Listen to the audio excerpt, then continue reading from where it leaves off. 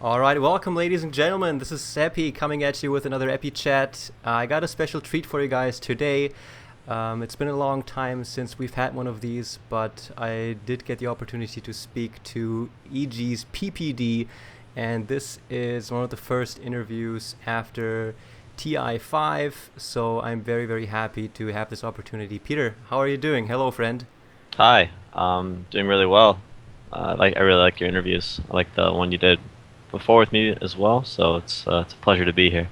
Thank you very much. I listened to that yesterday, and I just remember how what a nice chat we had, and some of the details of your CV, I guess, came to mind about how little you played, and also there were a few things and answers that you gave me that when I re-listened to it, um, I don't know. I just kind of regret not going more deeply into that. So I hope we could do like a catch up and then talk a bit about Sure. TI. When did we do the last interview? The last one was before TI4. Wow. So Yeah. it's been a while. It's been a while, and that was the time when you just kind of lost fear and you had Mason coming in. Gotcha. So Okay. that's to put you there on the timeline. It's an exciting time. It was really crazy. I think like when we talked that time, you told me that there was construction going on around your place, and you had to walk a bunch of minutes to your car. So the first question Yeah. is are you still around that place? No, I just moved to. I'm living at the EG house right now Mm-hmm. in California, but it's kind of temporary. But I'm committed to moving to San Francisco right now. Hmm. I checked out some apartments yesterday in the city, and I'm going again this Saturday to look at some other ones. So I'm just trying to figure out, where I want to live, since San Oh, Francisco is such a big city. that is so wicked. So yeah, I do really want to thank you for giving me this opportunity. I saw an interview you did with um, at TI5, and man, you made it true, man. You said you don't want there to be any doubt. You just want people to be Right. like The EG, K the PPD. Casey interview. Yeah, the Casey interview exactly. And you guys are Yeah. the best. You did it.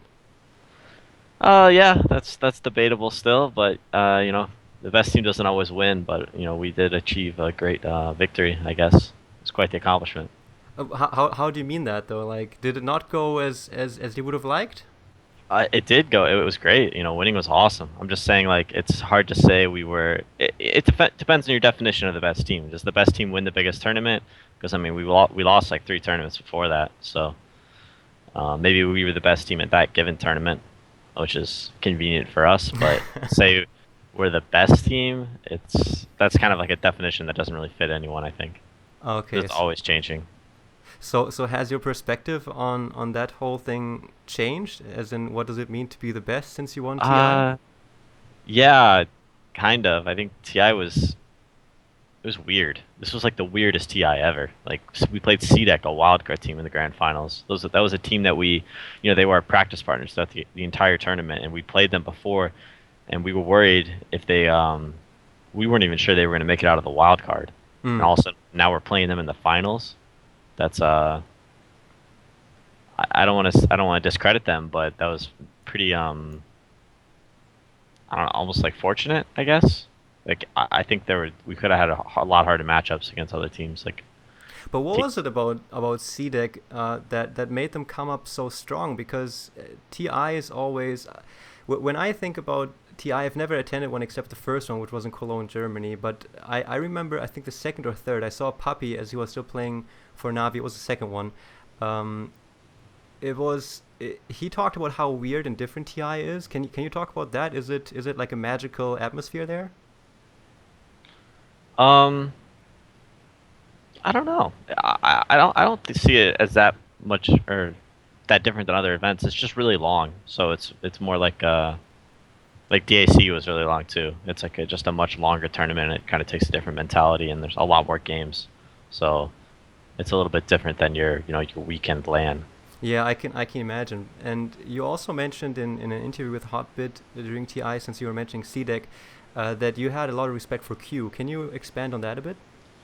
I just, it's always nice to see innovative, not necessarily innovative drafters, but people that have a plan to how to, you know, get their team to function, how they want it to function to be successful. And when I was playing against Q, especially in that winter bracket final, it was obvious, they had their stuff together. He knew what they wanted to do, and he knew what they needed to do to win the game, and they executed it very well. And that's just it's very impressive to be able to do in such a long tournament and be consistent and not be figured out after a couple matches, and keep it fresh. And they all played awesome, and they just they figured out how they wanted to play, and they just made it work for such a long time. Yeah, and when you talk about teams not being able to figure them out, CDEC was one of those teams where at least the analysts said that they just found their style. They kind of played the same style over and over, and even though teams knew about it, they weren't able to beat it. Would you agree with that, or was it different?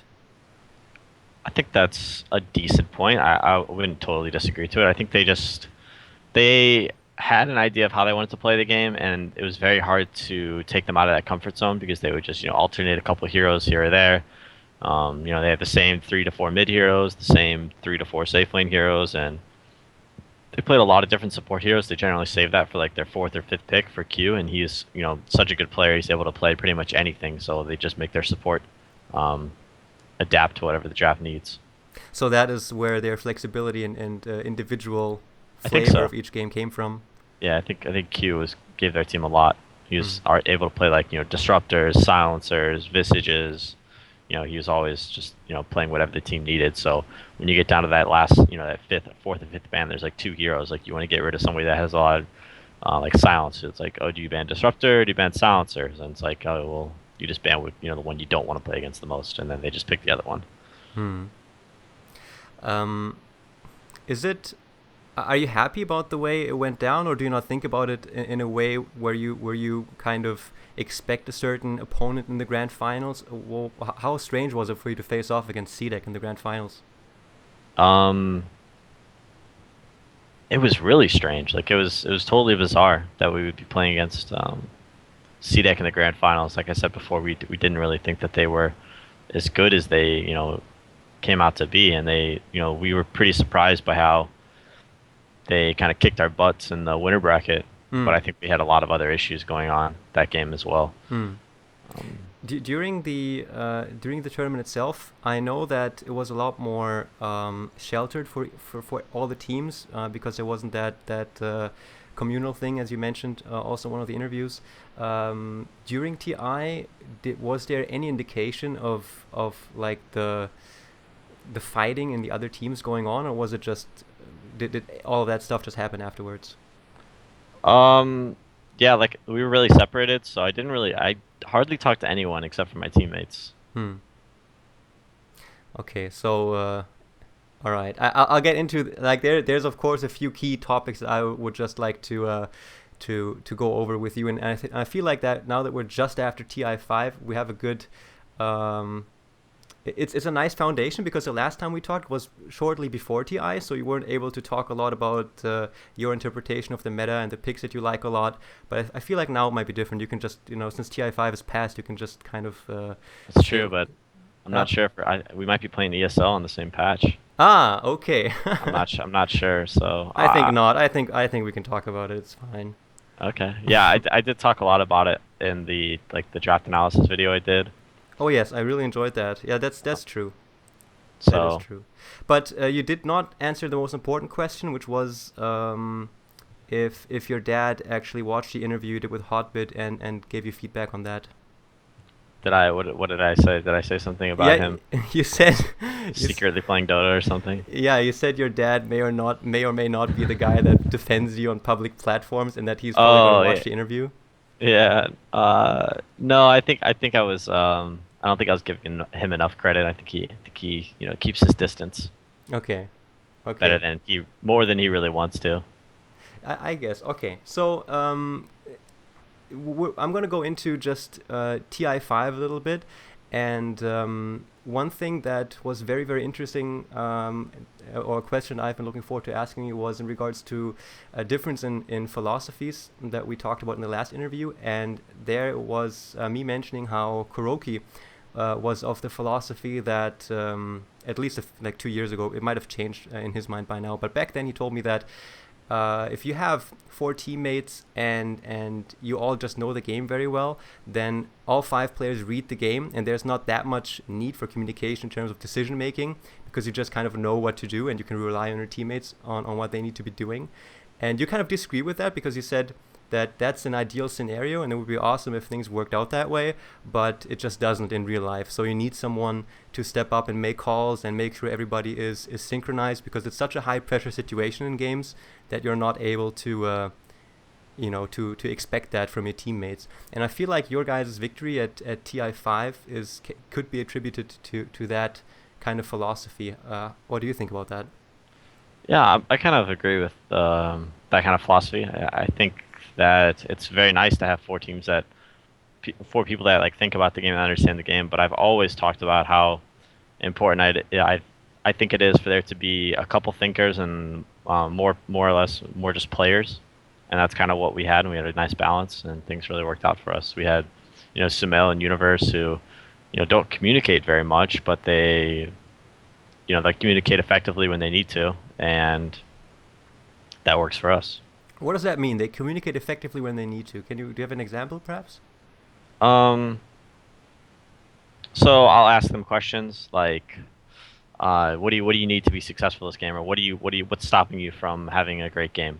And they'll tell me what they need, and I'll do my best to try and give that to them, or make space for them, or find a way for us to get Universe's Blink Dagger, or find Sumail some get him to his BKB, or like we'll stack the jungle for him if he needs it. And those are the kind of questions that I ask my teammates almost on almost kind of like an interview throughout the game. It's kind of my style. I ask them, what do you need? And they tell me, and then I facilitate all that information that I get from all my teammates, and I create a plan for us to be successful. That is really nice. So hypothetically, it would be Universe saying, "I need the blink to be effective," and then you Exactly. would orchestrate your team to get that goal.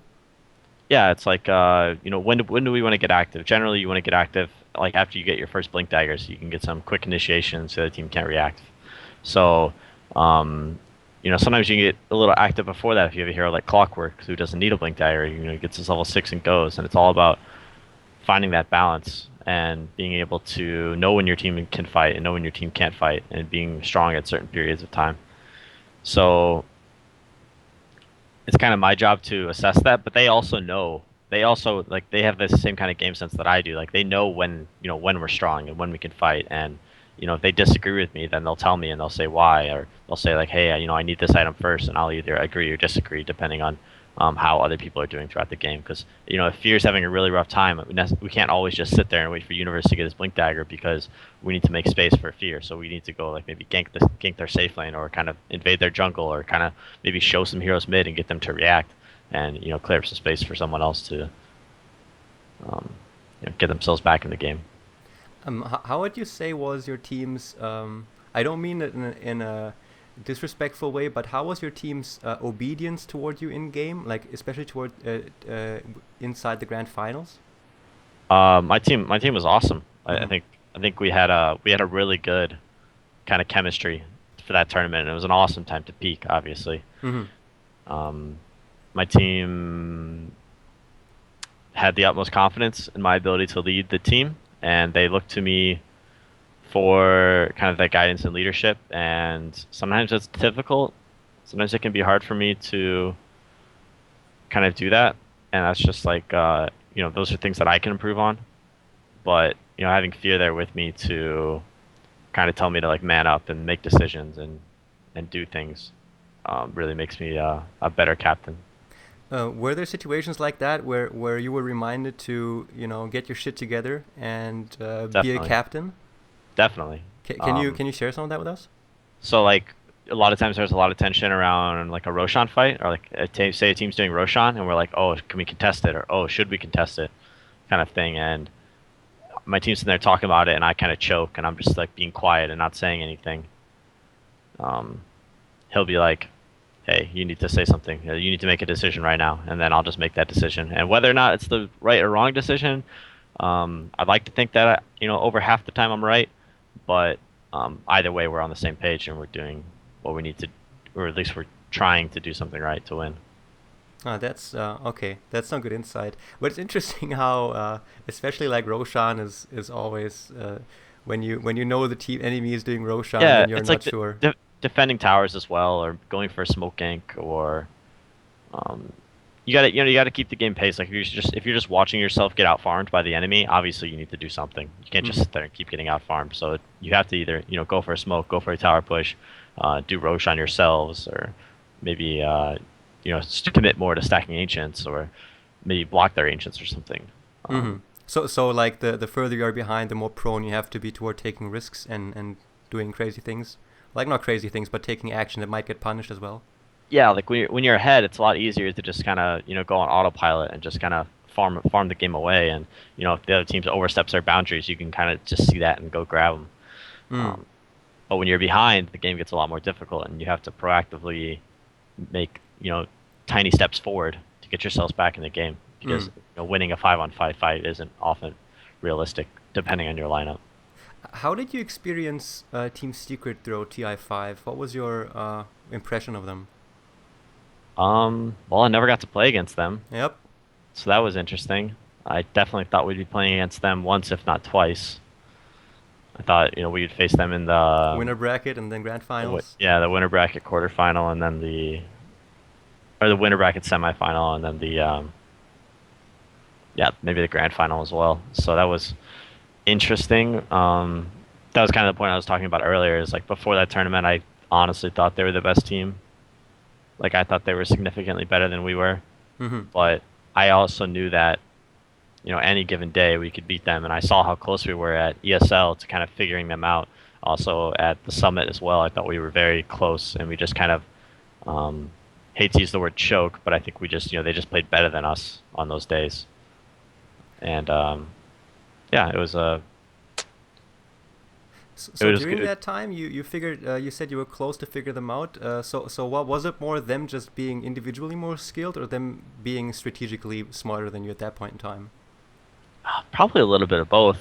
Maybe more so the team skilled kind of thing. I think we have some really good players, and I think like Universe and Sumail are like definitely probably the best at their roles. Hmm.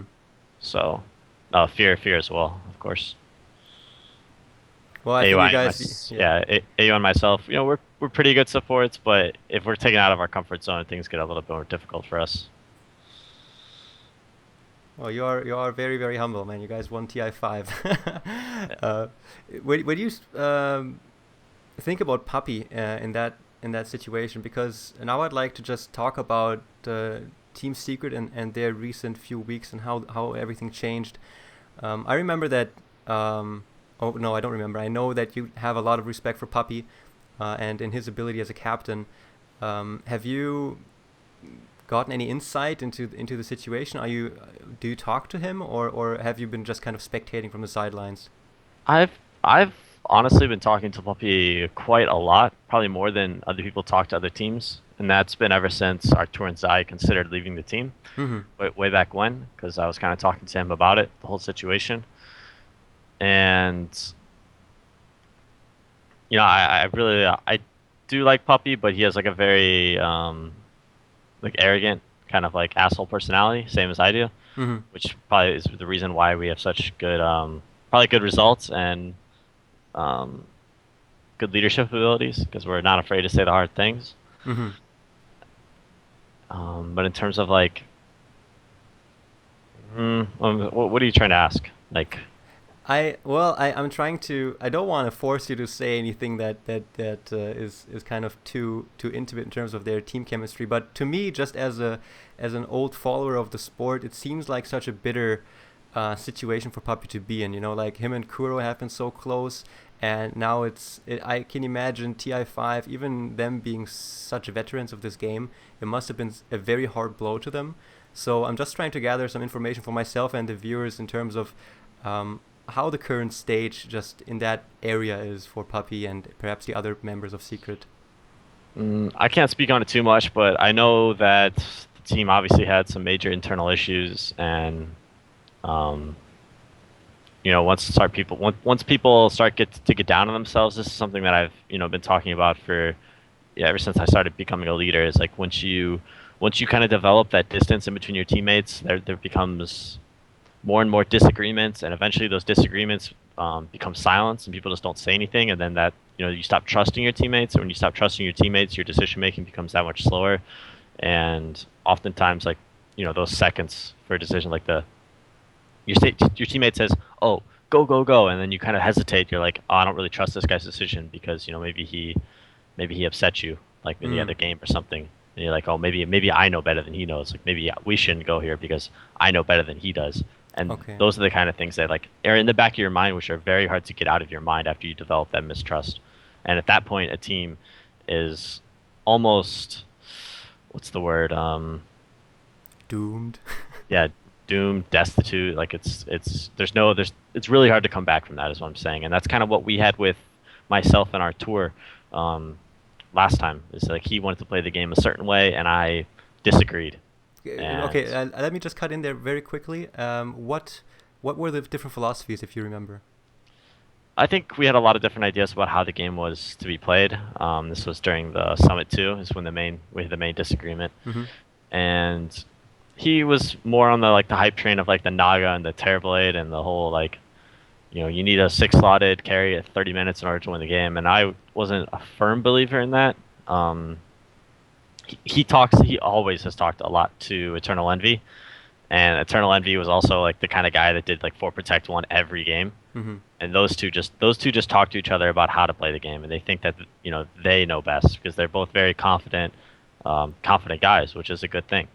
Um, but at the end of the day, it's like a team decision about how you want to play. And we would go into our matches with an idea and a draft idea, and everyone would be in agreement before the game started. And then after we lost, people start throwing like little pot Accusations? shots and stuff. Yeah, not accusations, but they make their comments about, oh, how this draft was bad, or oh, this we had no chance to win this game because of our draft. And it was just a very toxic environment, I would say, between myself and our tour. And losing at the summit kind of just let us, say what was really on our mind. Mm-hmm. And at that point, it was too much for our tour to come back from, I guess. So he Also, was just very convinced in his beliefs about the yeah, game. I made a little comment to Zai as well at that tournament, probably mostly through frustration, and that he was the one that kind of he got the offer from Secret, and then he didn't want to leave unless our team was disbanding, and then our tour said he'd go too. So that's kind of how what that all went down. Ah, okay. Oh, that's interesting. And what comment was that you mentioned? Uh, I don't want to get too into detail, but I just made a comment about a certain play during one of our games, and that maybe Zai could have done something differently, and he felt very Was it hurt or just offended? I think he I'm not sure. It wasn't a helpful comment. Is all I'm saying is like Yeah. it's about like oh, he should have done something different here, kind of a Okay. thing. But I And feel he's like, like now that he's also on your guys' roster again, and the things are past, like just from my perspective, I don't feel like anybody would really mind you saying that, and I feel like many people would love to know what you were about to say. So perhaps you could. all right, after you're really pulling my leg, man. Let's think. So there was a certain play during the game we were playing against Team Secret, and Kroki was playing Naga Siren, and Zai was playing a Wraith King, Mm-hmm. and I felt like there was a moment that we were gonna win that game, and Zai kind of just died on Wraith King without casting any spells. Mm-hmm. And yeah, there was like there was all these kind of comments floating around about how our drafts weren't giving us a chance to win, and I would just sit here and look at the replay and show them like, in my opinion, all these games are winnable, and I would go through these replays and be like, hey, we could have won the game right here, we could have won the game right here, or we should have won the game right here, kind of a thing. Okay. And um, whether or not I was right, that was that's a little too hard to predict. Hindsight is always 2020. So um, when I would kind of like, I was just like, like I kind of was like, yo, if you would have stunned here, he would have died, and we could have won the game. And that comment just didn't sit very well with him, Okay. which is totally understandable. It was a very toxic comment. Wasn't necessary, but I made it anyways because I was very frustrated with that tournament. Yeah. See, that was you said what you said, and you mentioned like where Yeah, that came from and what the reasoning was. So I think that's perfectly fine, man. we'll see. We'll see. Well, thanks a lot for sharing, though. Like this is Yeah, so. This was Summit 2, you said? Summit 2, correct. Oh, okay. So I think there will be a lot of people going into that game now, checking it out. Sure. Props. Yep. There you go. BTS free plug. But this is this is exactly what it's about. I feel like because there's situations where you as a captain have an opinion on how something should have gone, and it's your job to say that. To be like, this is what I feel, and and then just start the communication flow. Whether or not that was a correct comment or not. Yeah. It doesn't. Yeah. Like being a captain, I have to make those decisions, and um, it's my job to make the best decision, Yeah. like what I think is best, and we're all supposed to be on the same page. But that doesn't always make me right, and um, especially with this new team, I made sure like I did a much better job. I learned a lot from losing our tour inside the first time Mhm. about how to be like a better teammate, Mhm. and especially dealing with like a new player like Sumel, I really had to. Um, he kind of forced me to, what's the word, be patient, Okay. Mhm. kind of thing. Like really, some things Sumel just didn't really understand about how to play competitive Dota, or like he didn't understand what it meant to be a teammate, kind of Mhm. thing. So those were things I had to be patient with, and That's really awesome because last time you mentioned how you had a meeting about the habit of winning. Remember that? You had like a Skype call with your team, and you talked about the habit of winning and that you have to make sure that whether it's yeah, scrims. yeah, we did that. We actually did that this year. I didn't think about that conversation that I had where I brought that up, but we actually did do that this year. Yeah? We when we practiced, we played against mostly teams that are weaker than us. We didn't Mm-hmm. really practice against any top teams.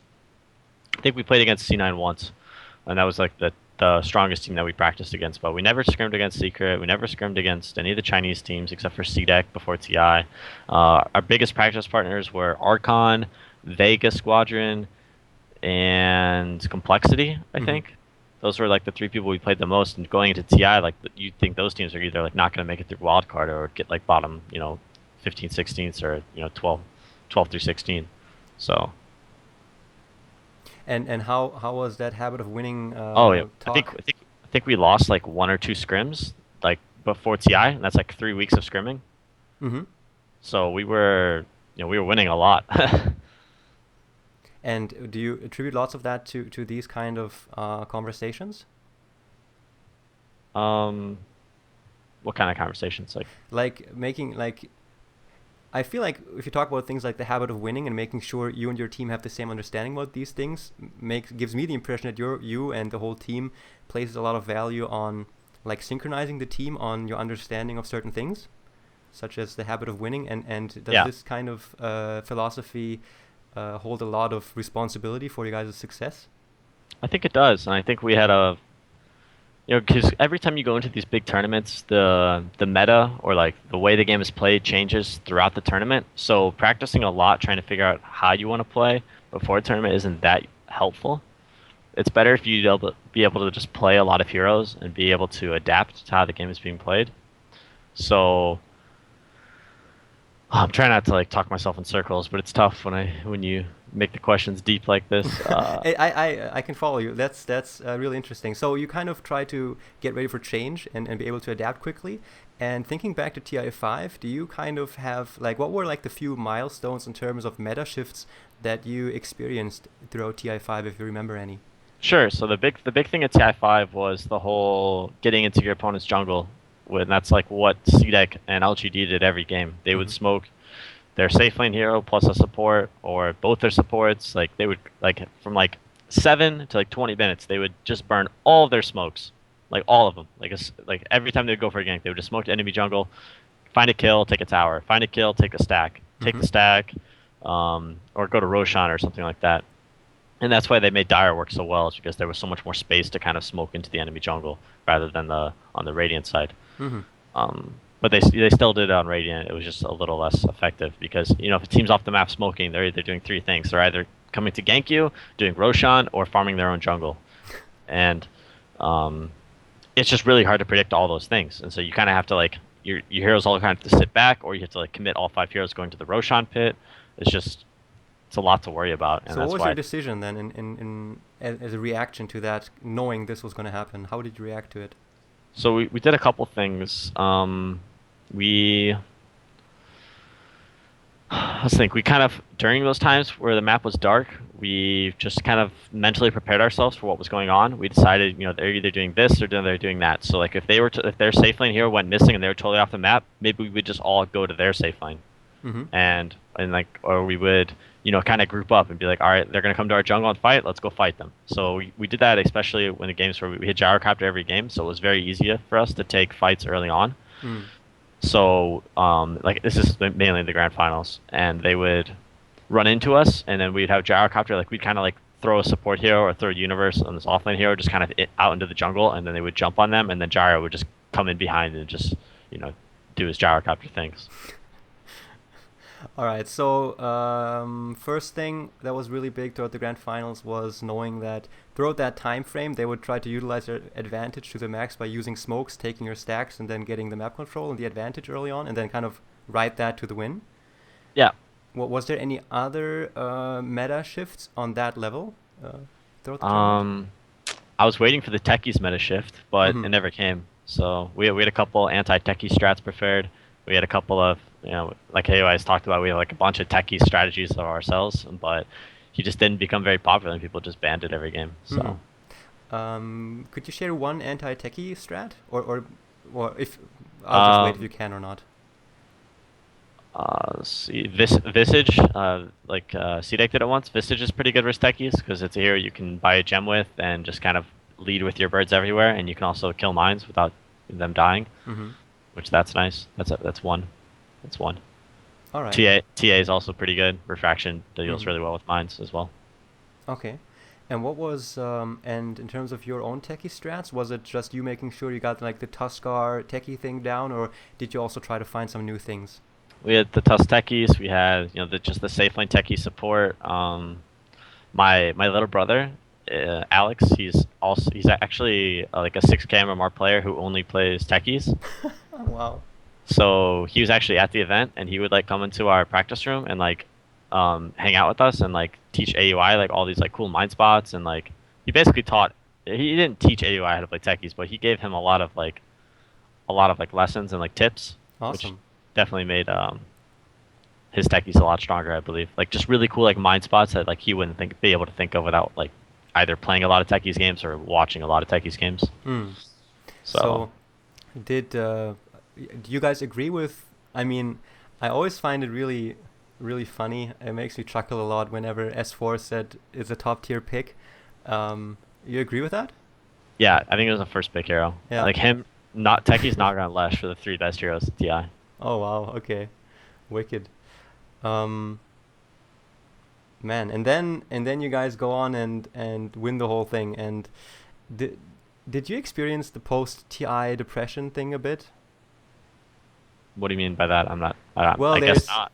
no, okay, yeah, I guess. Well, What many is people the? say after a LAN you kind of wind down and then everything slows down and you kind of get a little bit depressed. It is, yeah, it can be a little slow. I went on vacation with my girlfriend and family for a Mm-hmm. week. That was fun, right after TI, and then I went back to Indiana for 2 weeks, and I was hella bored because both my good friends, they both moved while I was gone this summer at Oh. tournaments. Mm. So I didn't have a lot to do there. But now I'm in moving to California and doing this whole the next phase of my life thing. So it's been it's fun and exciting still. So I'm just replacing Dota with other things. Hmm. Where did you go spend your vacation? I went to the U.S. Virgin Islands, a place called St. John. Uh huh.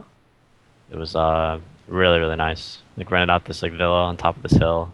Got to drive around a Jeep Wrangler the whole time. There's like wild animals on the road, and went to a different beach every day. Um, yeah, it's Well, really I fun. gotta tell you, man.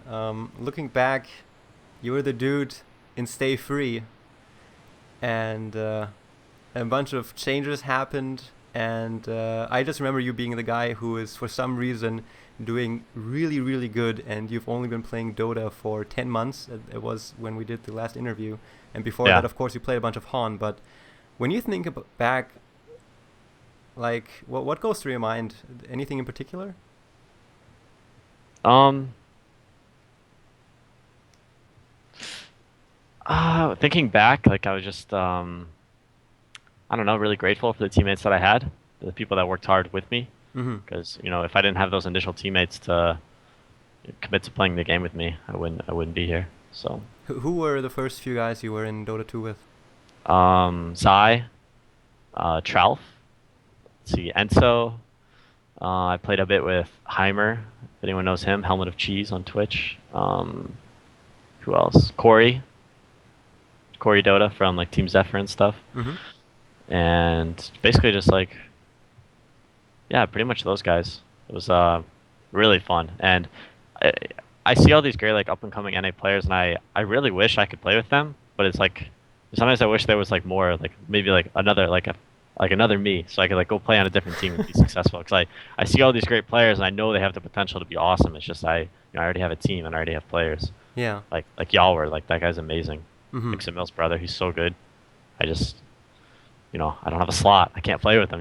But isn't it nuts that you are so successful and you've made so much money and you look throughout the scene and you see so much potential and you know that there's people that have a very real chance of also, getting by at least in this scene, but then it's mostly them like those people themselves that perhaps don't have the drive to follow through. I'm not sure if people don't have the drive. I think it's just they don't know how to be successful or how to like push themselves to be Hmm. successful. How? So, What were like the few key like changes in character that had the most impact on your success, um, or even just any one? Where is it communication? Is it speaking up, speaking I your think mind? I think it's what it talks about before. I think I'm just a very effective facilitator slash like communicator. I Mm-hmm. think that I'm able to say what I'm thinking in its current moment. Like maybe not so much in this interview, but like when I'm playing Dota, it's much more natural. Yeah. Um, but it's like very easy for me to just be like, hey, this is what I want to do, and like it's good. It's relatively easy for me to get all my teammates on the same page and just kind of make it work. Hmm. It's interesting too that when I talk to you about the past, looking back, that I don't sense any resentment. You don't think back to like the shit times with other players, and if you think back to shit times, you kind of also know why it happened, and you can accept that.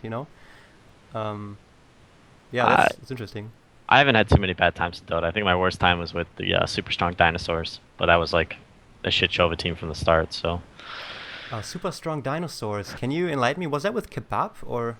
that was with Arise, Come With Me, and Snaking, then myself and Zai. Oh, okay, I was totally wrong. Okay, why was that such a hard time? Because you had It's no success, or?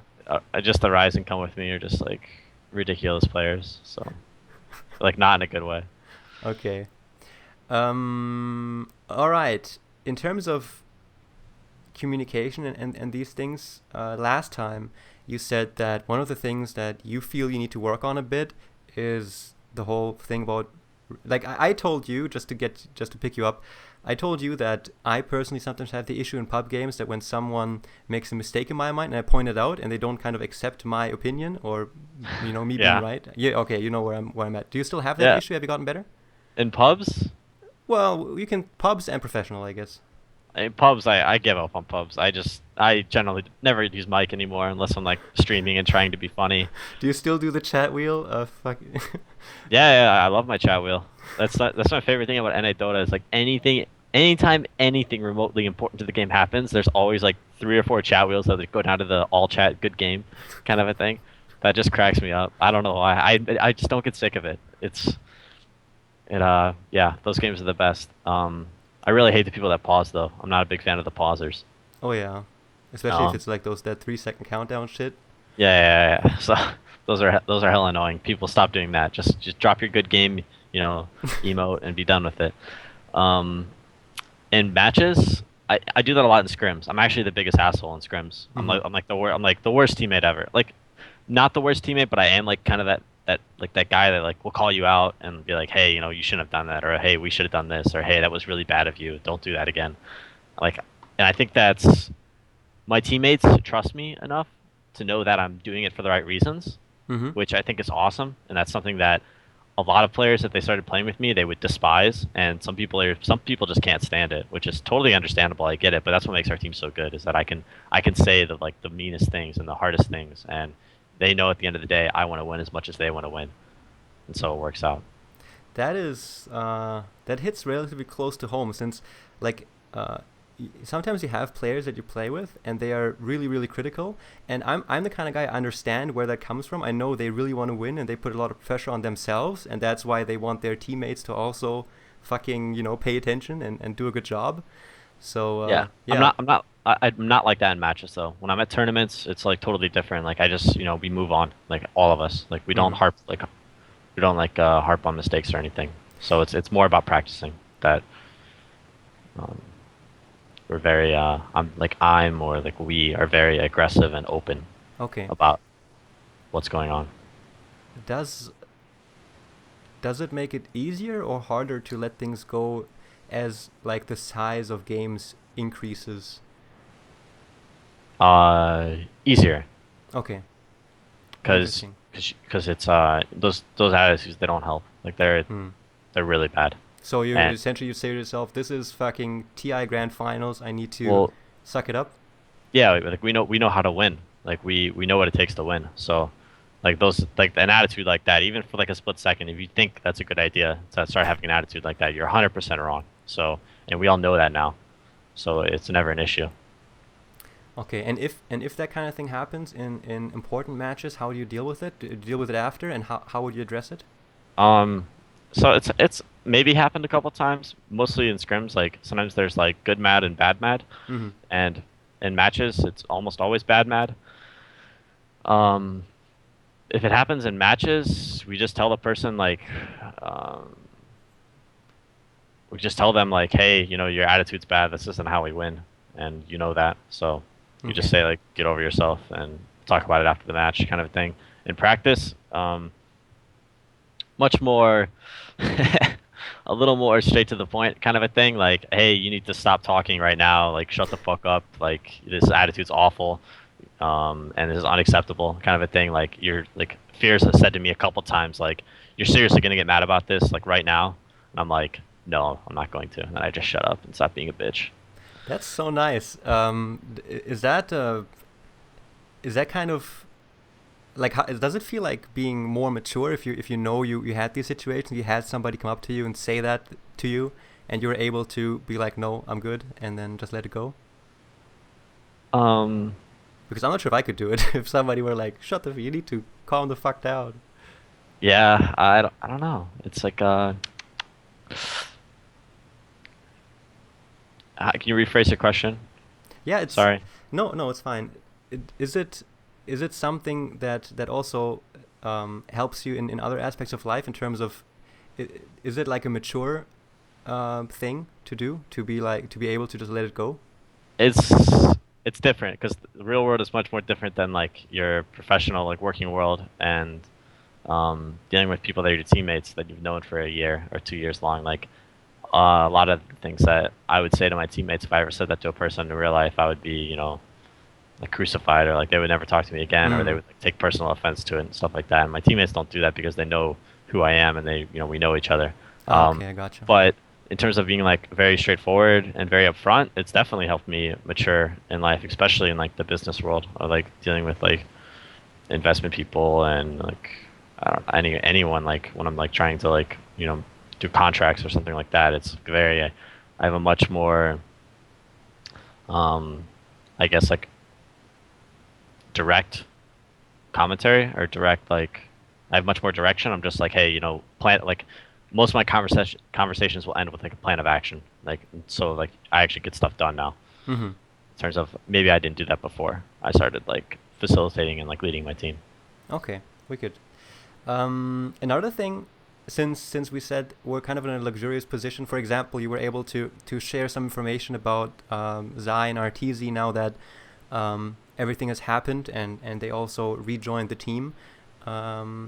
Just to kind of recap, RTZ had a different understanding back then than you did, and that caused a lot of friction. Did you guys just have a little heart to heart when he came back about this, and did you have a plan of action moving forward? Um, we had a couple hearts to hearts occasionally on the Twitter DMs, but Okay. that was uh, that was kind of like a throughout the year thing. I think we already kind of forgave each other and apologized before even like TI happened, kind of a Okay. thing. In terms of like playing with each other again, that wasn't really set until after TI, kind of a thing. Mm. But um, I don't know. I think we had a really great time playing with each other, and it was nice because we both started our Dota careers together, so there was that kind of bond as well. Mm-hmm. And like especially like with Zai as well. Like I've been playing with him forever, so it's um it's nice to have my friends back on my team. Yeah, that must have been a big source of just sadness and maybe a little bit of anger when they left you because your bros left. It must have been kind Yeah, of when shitty. when they left, I was devastated. Like first off, because I knew we were good, and we were just going through like a rough patch, and I thought it was silly for them to kind of bail when Mm-hmm. I knew we could be I knew we could come back. Like I was very confident that we could get back. At least I thought we could. Maybe I was biased because I didn't want to lose my teammates, but yeah. Also, like after they left, I wasn't sure we were gonna be good anymore because like they were like those guys are so good and they're almost like too good to replace kind of a thing. But Yeah, you we got said that. super lucky. Like I didn't Yeah. know. I thought C9 was kicking Bone 7, so I didn't know AUI was gonna be there, and I thought I had no idea about Sumail. Like I knew he was good, but I didn't know he was like prodigy good like he is now. And can you share with us like one of the things that you wrote like perhaps to Arteezy, like one of the things that you regretted, like one of the things you did perhaps or said to him where now looking back to it, you kind of regret it and know it was stupid. Oh man, I don't know. Um, well, it's all like the whole thing of like being toxic, like after a match or during a match, like things I talked about before, like Mm. saying things that aren't really necessary to be said. Mm. So, So you kind of just said Arteezy, sorry about being a toxic asshole sometimes. uh, kind of. I- I've learned a lot. I learned a lot from the experience. Okay. So, All right, let's move on to AUI. We haven't talked about him at all. I know that was controversial, and I thought it was really sad that so much controversy came out of that because it certainly mustn't like it wasn't a nice or easy decision for you to make. It was a decision that you did make nonetheless. And I think I really agree with the tweet you made. Is that I did Mhm. some. I went through my Twitter DMs and I found one, Oh, awesome.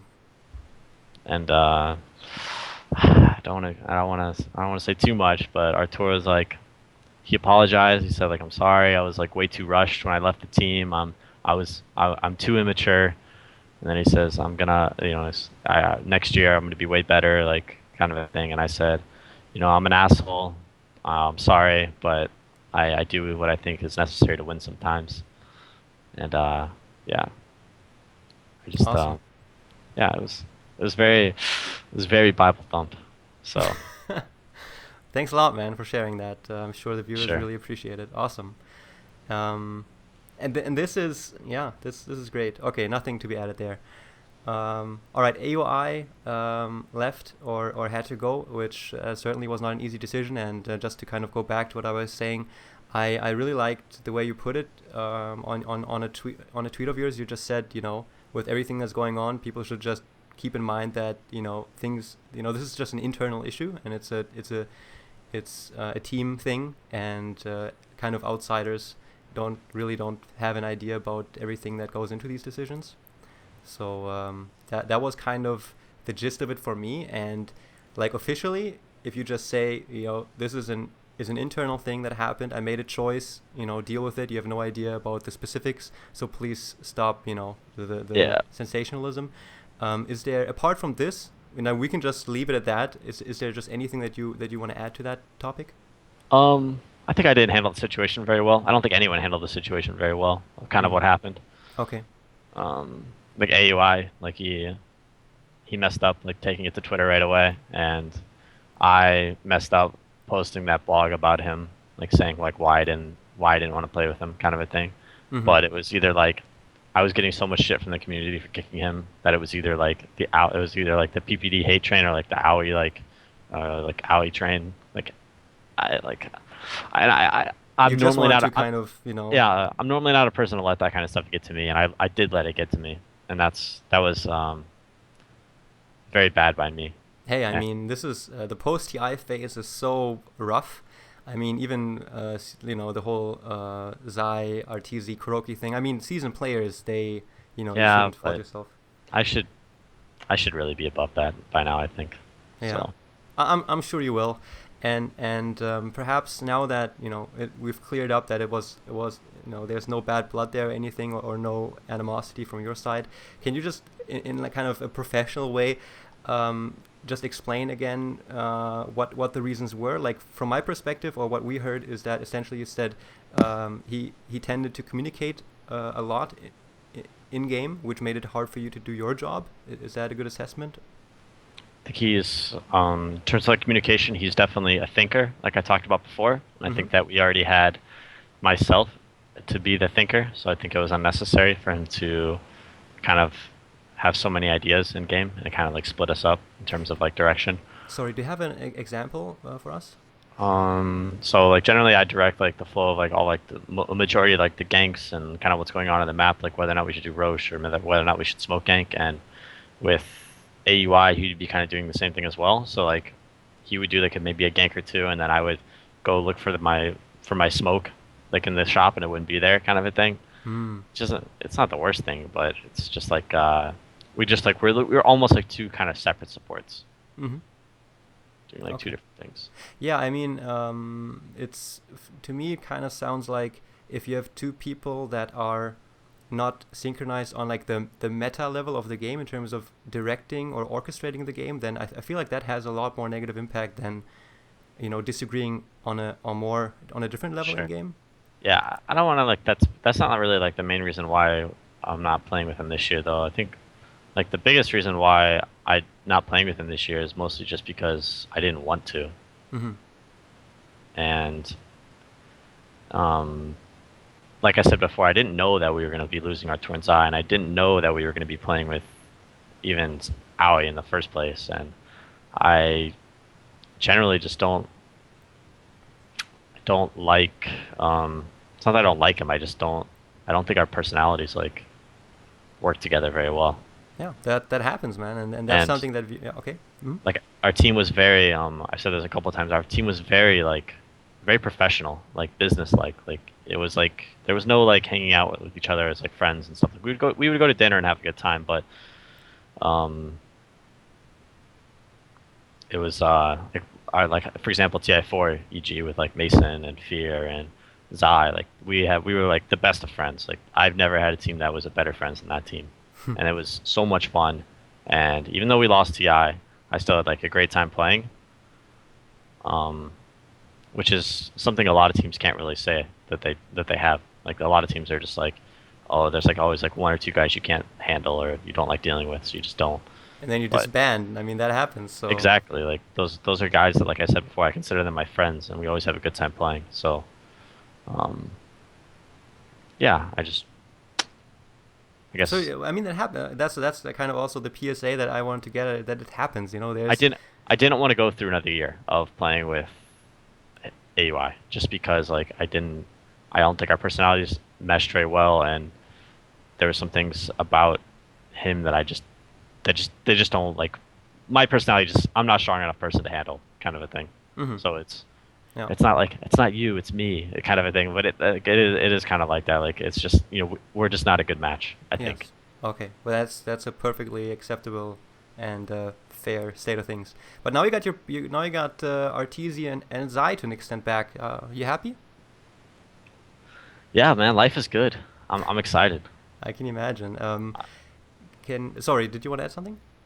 Just people always say like, oh, after TI, you become complacent. But I think that's like the total opposite of our team. Like we just can't. Like we're all just like sitting here, just like waiting for the day that 6.85 comes out, so we can start learning a new patch and figuring out how to be the best. That's awesome. 6.84 is a little stale for us, so we're kind of like we're a little depressed about maybe playing ESL on that patch if that's gonna happen. But I'm hoping not. I'm hoping we get the balance patch for 4. Hmm. Be really fun is if the balance patch came out like while we were flying there and everyone's just playing on like a brand new patch, like at that tournament. That'd be a blast. Man, I think that would be yeah. I can totally relate to where that's coming from, but I'm sure there's a lot of people that are in charge of the money side of things. If you're like, oh no, like we can't do that. But I don't know, maybe it'll happen. But I do know that you are hoping for some nerfs to heroes like Leshrac, for example. Did you Yeah, also man. say Lena? You wanted her to get nerfed? Down with the Rainbow Pony and down with Linda as well. Fucking hate Leshrac, man. I play him all the time, and it just Leshrac, Lena, Bloodstone, Techies, um, maybe Naga Siren as well. Yeah, those can go. mm.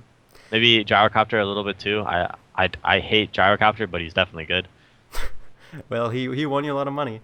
He Um, did. He did. about just oh my god, the is it? I'm so sorry. Is it the majors they're called now? They're coming up. Yes, Okay. majors. Whew. What's like to someone who has no idea about what that thing's gonna be, and you probably have more information than the general public. Can you just give me a quick rundown on how just that schedule is gonna work out and what the key rules are that you guys have to adhere to? Sure. So there's going to be 4 tournaments throughout the year called majors. Excuse me. 4 majors, including the international, which will be the fourth major, kind of like the championship Mm. thing. The first one will be in Europe, and I'm not sure who's running it. I think ESL might be running it. Mm-hmm. I can't confirm that. I don't have any like insider details about that, but I would imagine that's who's going to run it. Okay. The winter one will be somewhere in China, similar to what DAC was, more Mm-hmm. in like February kind of range. Fall majors in the middle of November, and then the third major I believe is going to be in the U.S. as well as the international, and that'll be in the spring sometime. These tournaments will be very similar to how TI is run. Valve will be in charge of doing all like the qualifiers and all of the invites and those kinds of things. And I think that they're probably going to have some compendiums or some interesting ticket sales and stuff like that. So the prize pools will be relatively high, at least compared to other tournaments. Mm-hmm. Um, all teams are going to want to be playing in these, so it'll have all the best teams throughout the world every time. So it'll basically be like 4 TIs or like 4 DACs a year, which will be fun for viewers. And yeah, there'll still be all the other little tournaments going on as well, but those will probably be more regional. Like for example, next month we're going to be playing in ESL and MLG, which are 2 North American tournaments. But we're not going to the I don't know how you say it, but there's some tournament going on in Singapore right now that they're doing qualifiers for, and we decided not to go to that one Oh yeah, because I read it's that. just a little too far away and the travel's a little too demanding on our Yeah. schedule. So it's I think you'll have a lot more teams that like right now everyone's accepting every tournament because they're all new rosters, but like once we get maybe past the first major, you'll have teams maybe going to more just kind of regional tournaments, so that way that their travel isn't too crazy because Ah, the okay. travel is like for my first like 2 years of Dota, like I went to like every single tournament. Like I'd be flying like to China one week and then to Europe the next week, and it was very demanding and it was very exhausting. So it's nice to be able to have enough tournaments in the world now that you can kind of pick and choose which ones you want to go to. Okay, and the rules in terms of roster and subs? Yeah, you can like change your roster after every major, and there's maybe like a 3 week window in between or Mm-hmm. right after the majors, something like that. So you can make some changes if you want, and you can have like a sub or two on there, where if something happens to one of your players, he can't get a visa, he gets sick, or maybe he just doesn't want to play anymore. You can you can swap him out with somebody on your sub roster.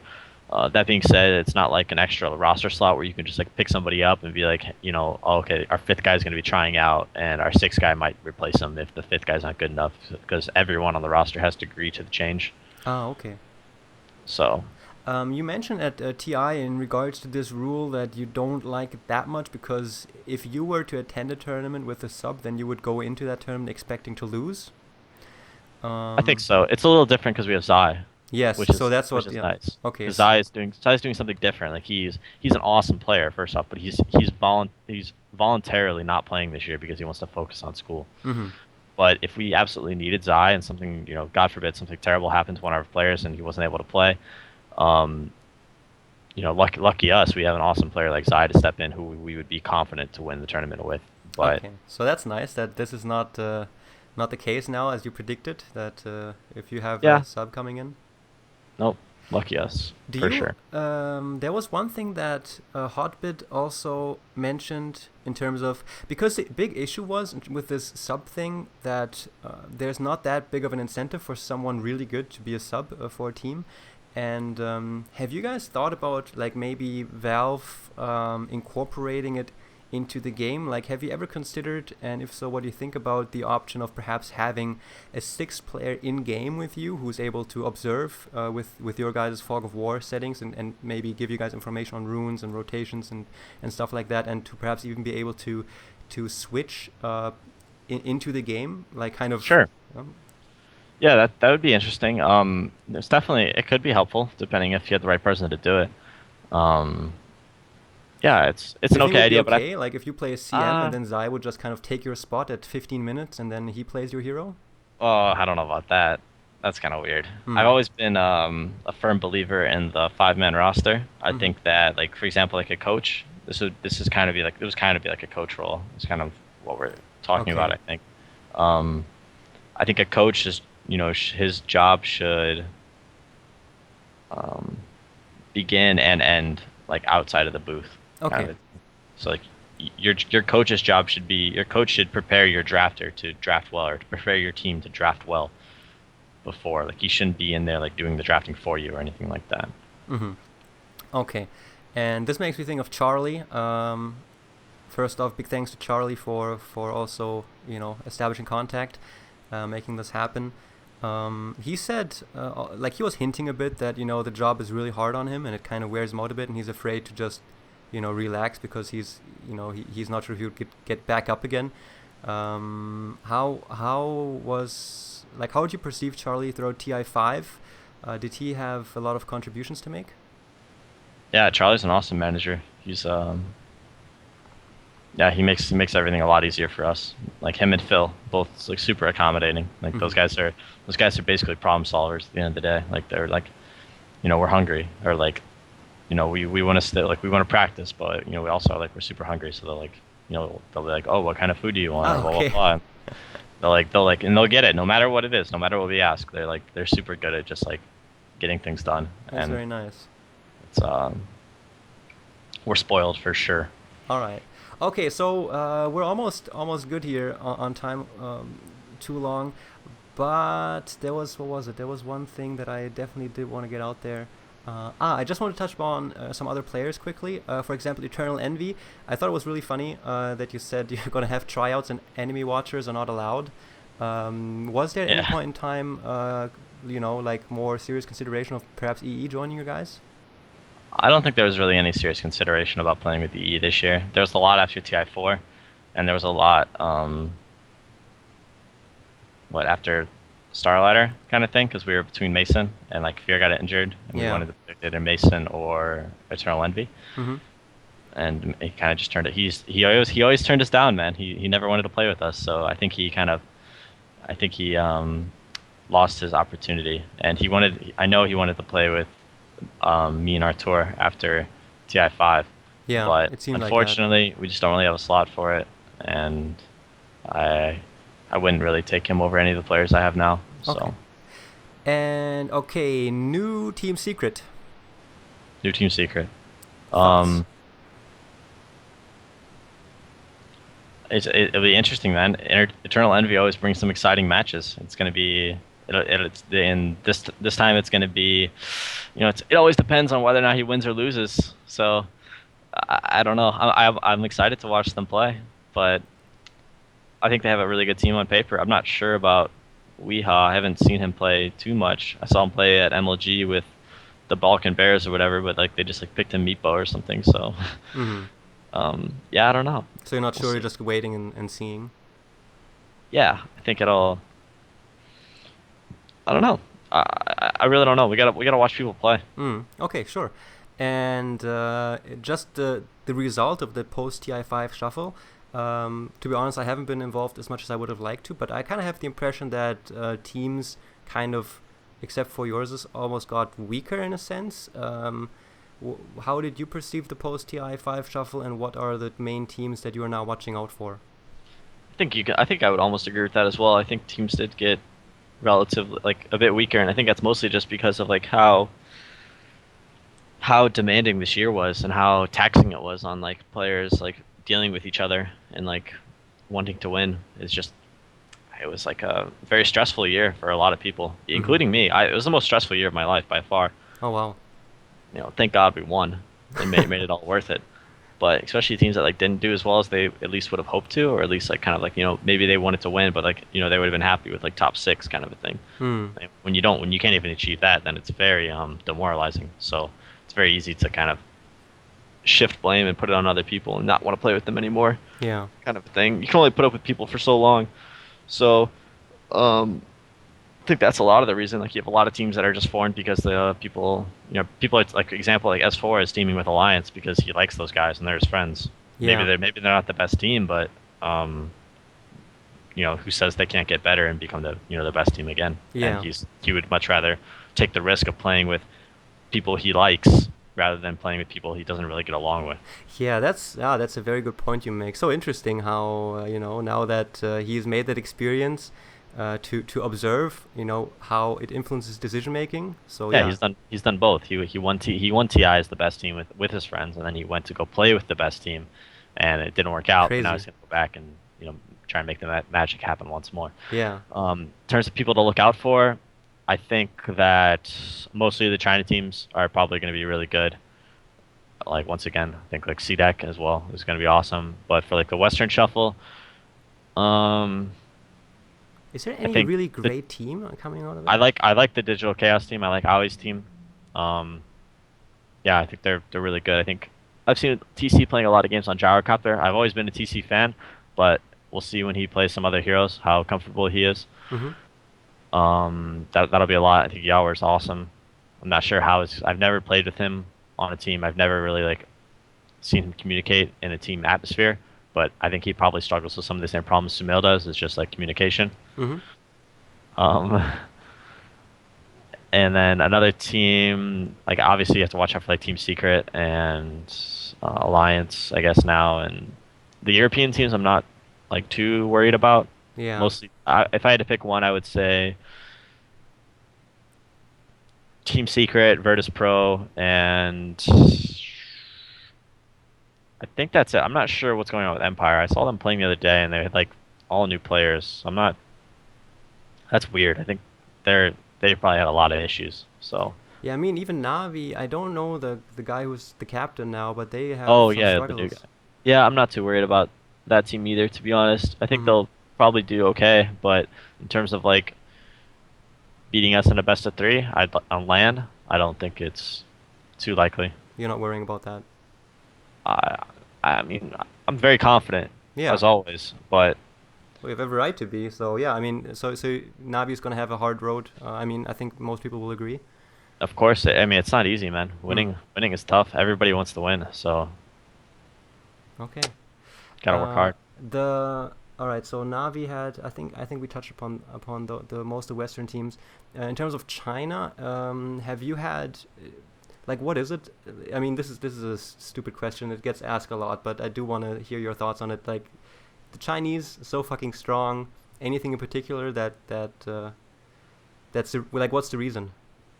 Um, like concrete meta, I guess is maybe the term you want to use. Uh Like huh. if you go play a China pub, it's literally the same 10 heroes every game. Mhm. So a lot of practice, very yes, very what's the word? Repetitive. Okay. So when I was in China, I was like I would hit a random and people would lose their shit. Like they'd be like, "What are you doing?" Like they would freak out, like report this guy kind of thing. Oh wow. Okay. And I think it's hilarious because I could care less about winning or losing a pub for the most part. Yeah. But yeah, when you hit that random button and you don't get one of the meta heroes, ooh, they're not happy. Shiny. Okay. So they're just kind of disciplined and they. Okay. Yeah, yeah. They practice the same heroes over and over, and like that's what CDEC had is they had this particular meta, and their meta like kind of was the meta of TI. Hmm. Like people watched how CDEC played, and they're like, okay, let's adapt to this. Let's play how they play. And maybe CDEC didn't have the best players, maybe they did, but they definitely had the best way of playing at that tournament, I think. All right, wicked. Okay, now there's is like kind of the last question I want to ask you. Actually, there's two, but the second last is in terms of one thing I've always wondered about. That from your perspective, you've played so many games and so much stuff has happened. Like I'm sure there must be something that happened in any game that was important or not that was really really minor. And you know perhaps that probably 99% of the people that watched did not catch this minor thing, but you know for a fact that this little thing kind of had a huge impact on the game. Uh, Oh, okay. is there anything that comes to mind, or is that just a too detailed question? There's some really negative things, but I'm not sure I want to share those. Um, You can't say Positive. that, dude. I sorry. Nah, I can't. I've already said too many awful things. Awful Um, things. You didn't. yeah, You really didn't. yeah. Let's think. Anything small, specific that we picked up on that we really liked. We knew Chinese teams had no fucking idea how to play against techies, and that the meta that CDEC was playing against was absolutely unacceptable against techies. So, like, their meta was all about invading the enemy jungle, and you can't do that against techies. Like, you can't walk up the hills, and you can't do all the things you want to do. So, techies was the counter to China, Hmm. and also it's apparently China teams didn't know how to play Naga, so that was also really bad of them as well. Mm-hmm. And CDEC couldn't play Leshrac, I guess. I'm not sure what that was about. That's like that was another like mind blowing thing. It's like how can you get second place at TI if you can't play Naga, Lesh, or Techies, which are like in our opinion the three best heroes in the game. That is actually pretty insane. Okay, But can you props say? props to them. Yeah, definitely. Anything minor that would not kind of make you feel bad if you mentioned it? No, I don't want to talk about the Okay. negatives, man. It's just people messing up kind of Yeah. things, Oh, like okay. little things that people don't see. Yeah, I mean, okay, usually it's, I mean, the question, now that you say it, I makes you realize that this question kind of baits really bad things, so I'm sorry about that. That wasn't my intention. It's fine. All right. And is there any particular person that you would like this kind of more in-depth interview done with? Like, is there anybody that you would like to hear more Oh, stuff of? you think about doing a series, huh? Huh? What? Yeah, yeah. Like, who would the next person be Oh, if you let's had the think. choice? Why don't you get that guy from Digital Chaos, the new support, Buryu or whatever? Ah, sure. I can. He'll do it. I He's a will. brand new guy. Nobody knows anything about him. You I'll should have to look him up, but I'll check it out. yeah, I'm sure if you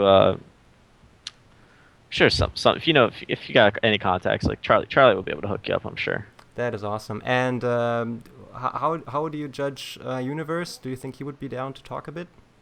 I think that's a stretch, man. All right. He's pretty anti interviews and anti kind of this stuff. So Does he still text a lot before games? he, I didn't notice it this that much this year. Ah, I'm not really? sure what it was. Maybe I was more focused on me, but I didn't notice the absurd amount of texting. Very good. All right. Well, I took up an hour and 50 minutes of your time. PPD, thank you so much for taking the time. Was again a very big pleasure, and of course, I'd like to give the last words to you. Shout out to all of our fans. Shout out to our old fans who left us, and shout out to our new fans who are coming back off of the Team Secret bandwagon. Yeah, thanks for watching, and make sure you check out the video series that Epi's gonna do for interviewing up and coming players.